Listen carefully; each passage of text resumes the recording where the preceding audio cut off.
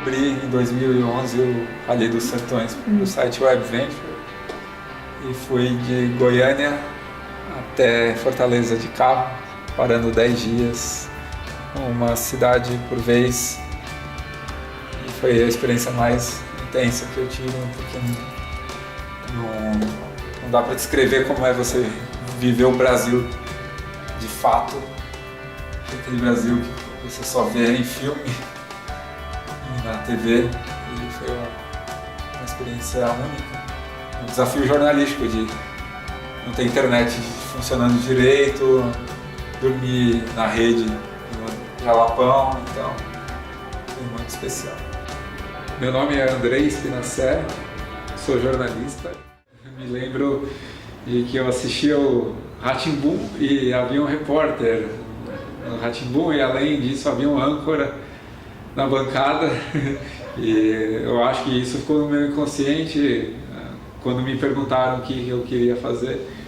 Eu falei jornalismo já com uns 8, 9 anos. A faculdade foi muito proveitosa, não tanto pelo que eu aprendi na faculdade, mas mais pelos laboratórios dos quais eu participei. Por exemplo, a rádio universitária da Casper Libero, que é a Rádio Gazeta M, na verdade, uma histórica Rádio Gazeta M.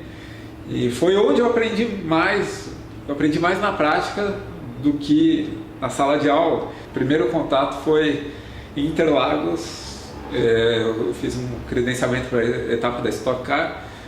E o primeiro momento que eu me senti jornalista ou não foi quando eu peguei a credencial, o assessor era o Marcelo Braga, ele me entregou a credencial e me disse, bom trabalho. Eu até estranhei, porque para mim aquilo não era um trabalho ainda, porque trabalho você tem a conotação de ser uma coisa pesada, braçal. E quando ele me disse aquilo, nossa, isso é trabalho? Até hoje, na maior parte das vezes, eu não entendo como trabalho. Você tem que ter muita responsabilidade, mas tem que ter uma leveza e você tem que ter um amor por aquilo que você faz. O automobilismo desde sempre foi minha paixão. Antes de fazer a faculdade, eu montei um site chamado gpbrasil.net com dicas para quem ia ao GP Brasil de Fórmula 1. Era um site para um evento, começava o site 3 meses antes e acabava na semana do evento, porque era só para com aquela função. Me apaixonei quando eu fui para Interlagos em 1995, aos 8 anos, numa época em que o Brasil havia perdido menos de um ano antes o Ayrton Senna. Então havia uma tristeza muito grande em Interlagos e mesmo assim eu fiquei muito interessado na Fórmula 1. Não sei porque na hora em que todo mundo estava se desligando da Fórmula 1, eu começava a ficar interessado. E foi uma experiência visual, auditiva, de ver aquela McLaren vermelha e branca brilhando no sol, o ronco dos motores.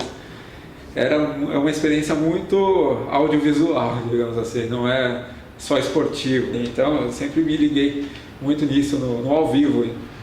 Então quando eu comecei a cobrir da redação, de casa na verdade, eu ficava meio frustrado, porque cobri o ano inteiro e não ia para a corrida, e só escrevia notícia. O mais interessante é estar no local, e infelizmente hoje em dia os veículos de comunicação têm cada vez menos dinheiro para enviar repórteres, pagar freelancers para fazer as coberturas. É uma pena, porque você precisa sujar os sapatos, como dizem.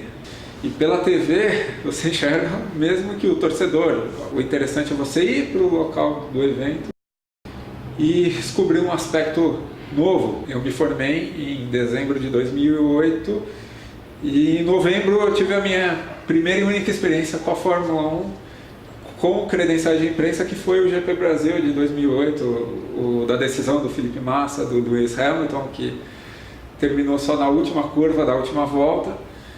E eu fiquei muito feliz, porque foi justamente aquela corrida. Eu acho que eu não preciso cobrir mais nenhuma corrida depois de ter coberto aquela. E eu me lembro do Felipe Massa sentado ao meu lado, depois da corrida, eu fazendo entrevista com ele. Sabe, foi a melhor sensação. E aquele dia eu coloquei à prova todos os meus conhecimentos de jornalista. Eu tinha o texto pronto, eu trabalhava no site Tazio, que já fechou, porque era um site de automobilismo. Estávamos eu e o Antônio Strini, que hoje em dia trabalha na ESPN, no site da ESPN, e eu combinei com ele de eu escrever a biografia do Hamilton e ele escrever a biografia do Felipe Massa e eu fazer o relato da corrida. E quando o Felipe Massa começou a ficar em condição de título, ele teve que trabalhar muito, porque ele não tinha completado a biografia do Massa. Então ficava faltando. E como que a gente ia publicar uma biografia incompleta? Aí, enquanto ele terminava a biografia, eu fui escrever Felipe Massa campeão. Mas eu não sei o que aconteceu, eu apaguei a versão que tinha o Hamilton como campeão. Eu tinha escrito duas versões, eu escrevi uma em cima da outra, eu não conseguia recuperar no Word.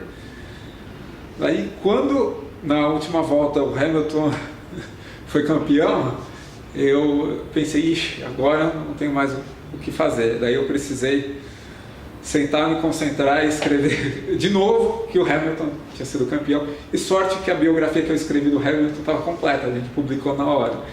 Mas isso as pessoas, em geral, não conseguem perceber, essa dinâmica que você faz um relato da corrida durante a corrida. Até o próprio Grande Prêmio, agora as 24 horas de Le Mans, que a Toyota perdeu faltando poucos minutos, o site Grande Prêmio publicou o texto que eles teriam escrito se não tivesse a Porsche sido a vencedora.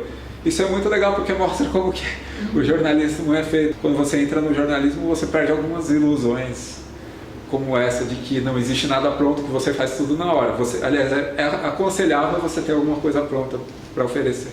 Eu acho que hoje em dia caiu um pouco na internet uma lenda de que você precisa ser o mais rápido possível do que até o outro concorrente. O importante é você ser rápido, mas também saber trabalhar, por exemplo, o texto nas redes sociais. Você dá em primeira mão, você não saber trabalhar em redes sociais. Aí o veículo que deu 10 minutos depois da notícia e tem mais seguidores e tem mais influência nas redes sociais, ele vai ter mais leitura do que você que deu 10 minutos antes. No jornalismo existe espaço para o empreendedorismo, e isso a faculdade ninguém quase diz.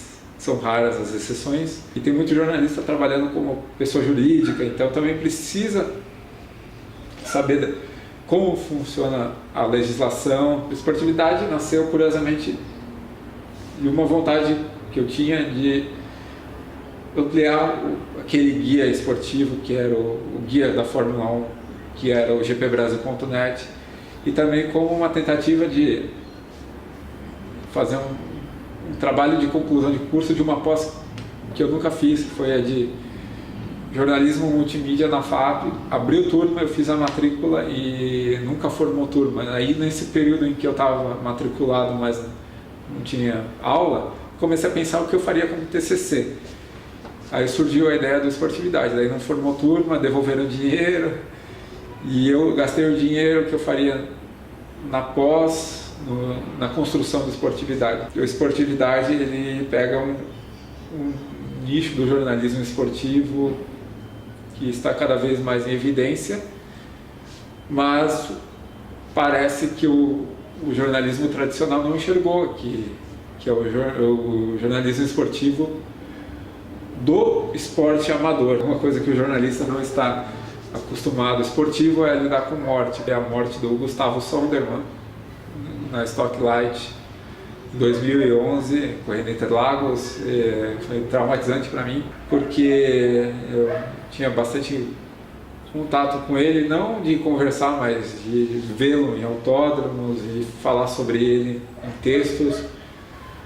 E eu estava de plantão na Folha e vi a notícia. Aí eu saquei que eu que teria que escrever a notícia sobre a morte dele. E o jornalista esportivo não está acostumado a lidar com a morte, porque a morte no esporte é uma coisa rara, a não ser que seja por uma doença, mas a morte no esporte durante a prática esportiva é rara. Eu fiquei muito mal, até fisicamente, senti fisicamente aquilo durante o trabalho, durante o plantão. É difícil você lidar com esse sentimento de que você conhecia o cara. E eu, aliás, curiosamente, eu tinha até uma foto com ele. Isso eu acho que foi o mais marcante. No Salão do Automóvel de 2002, ele foi fazer exposição lá, uma participação com o Lucas de Grassi. Ele era companheiro de equipe do Lucas de Grassi na Fórmula Renault Brasil. E eu tirei foto com os dois. Diante do carro da Fórmula Renault, eu, o Lucas de Grassi e o Gustavo Sondermann. Então eu tenho uma foto, e até autografada por ele. Imaginar que aquilo aconteceu com esse cara que estava na foto comigo quando eu tinha, em 2002, eu tinha 16 anos, e ter que escrever sobre isso é complicado. Eu não desisto do jornalismo, porque o jornalista pode fazer o trabalho mesmo nos dias de hoje, em que as informações estão espalhadas. Todo mundo pode ser um jornalista no Twitter, no Facebook, e não é isso que vai matar o jornalismo. A apuração é o mais importante. Não dá para você ser um jornalista hoje em dia se você não tiver cuidado com a informação. Senão você não tem credibilidade. Se você não tem credibilidade, você não tem nada. Então, o jornalista cada vez mais é um curador da informação.